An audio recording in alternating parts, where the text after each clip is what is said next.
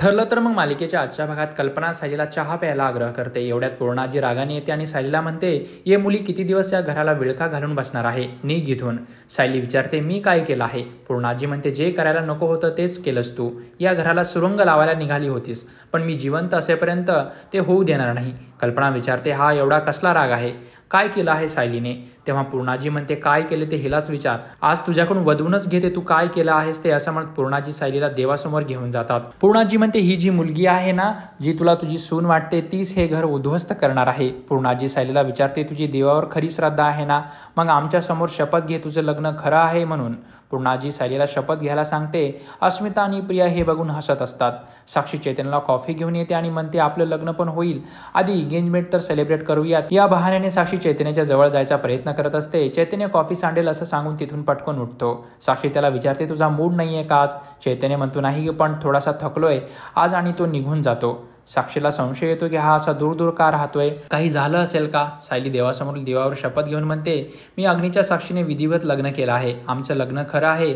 अर्जुनही तेवढ्यात घरी येतो आणि हा सगळा प्रकार बघतो. पूर्णाजी म्हणते, शब्दांचा खेळ चालू आहे का? पण तू अशी निसटून जाऊ शकत नाही. पूर्णाजी सायलीला अशी शपथ घ्यायला सांगते की तुझं माझ्या नातवावर खरं प्रेम आहे. सगळे पूर्णाईला समजावतात पण ती ऐकत नाही. उलट म्हणते, प्रेम खोटं असेल ना की त्याचं प्रदर्शन खूप मांडलं जातं. सायली शांत उभी असते.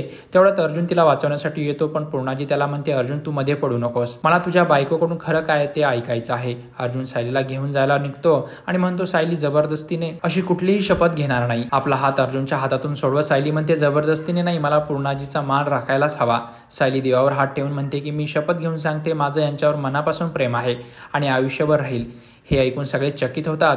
प्रियाला वाटतं सायलीने देवासमोर धडधडीत खोटी शपथ घेतली आहे. अर्जुन हे ऐकून खुश होतो. नागराज रविराजकडे येतो आणि 50,000 रुपये मागतो. रविराज म्हणतो, त्या महिपतकडून मागणार. तेव्हा नागराज त्याची समजत काढत म्हणतो, मी चुकलोय ना, परत असं नाही वागणार. सध्या मला पैशांची गरज आहे. रविराज त्याला एवढे पैसे कशाला लागतात याचं कारण विचारतो. तर नागराज म्हणतो, याआधी तू मला कधी असे प्रश्न नव्हते विचारले. तन्वीने तुझे कान भरले आहेत म्हणून तू मला बोलतोय. रविराज म्हणतो, माझ्या मुलीला यात ओढायचं नाही. हे तुझ्या वागण्यामुळे घडले आणि इथून पुढे तुला यातली फुटी कवडीही मिळणार नाही. हे ऐकून नागराज तिथून निघून जातो.